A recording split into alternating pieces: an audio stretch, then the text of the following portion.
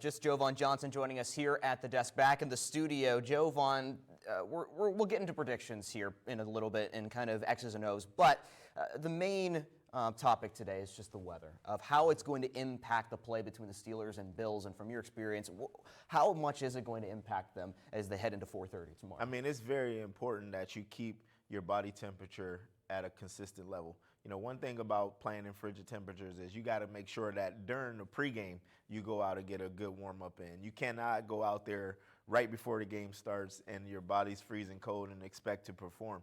The guys that are able to stay mentally tough and be able to be mentally sharp through those conditions are the ones that typically win the football game. Mm-hmm. Some of those guys, when they go out to warm up, they're shirtless and they're just like embracing the cold. I mean, is that necessarily a good thing, bad thing, or is it just they're just that tough? I mean, I think most of the time, guys that do those type of things are just trying to, show that they're tough, show that they're physically tough, and they can go out there and be mentally tough through those elements. But I wouldn't say that it's the smartest idea because, when you're in those frigid temperatures, anything could happen. You can get, sunburn, or not sunburn, but frostbitten and things like that. Like, that's dangerous. But at the end of the day, once your body and your mental starts to adjust to the temperature, I think you can go out and be able to focus on playing football. As a former CFL player, what are some things that players can do on the sidelines to just keep that body temperature up and be at maximum performance in this sport? I mean, the key is the equipment team.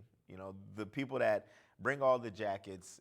In the NFL, they have heated benches. So these guys have everything to their disposal. You have the jackets, you have the jerseys with the pockets for hands, you got the hand warmers. There's a lot of different things that you have to your disposal when you're on the sideline, and that helps you keep your body temperature down so that you don't get focus on the elements. But the equipment team is ultimately the MVP in games like that because those are the people that have to keep the balls safe. You got to make sure you get the guys the jackets. You got to do a lot of different running around and also making sure helmets, like in the Patrick Mahomes situation, that helmets are also in condition that they need to be in. All right, we got our picks coming up next. Stay tuned. You're watching The Road to Vegas.